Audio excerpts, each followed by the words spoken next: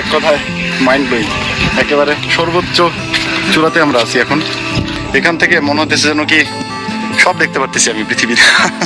এই দেখেন, এত সুন্দর, এত সুন্দর। এটা আসলেই না, দেখলে না দেখলে বুঝবেন না, ভিডিওতে কিছুই বুঝতেছেন না।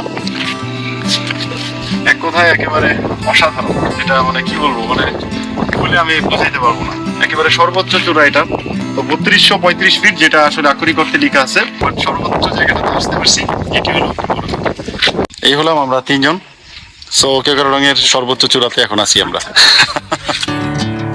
Never the same.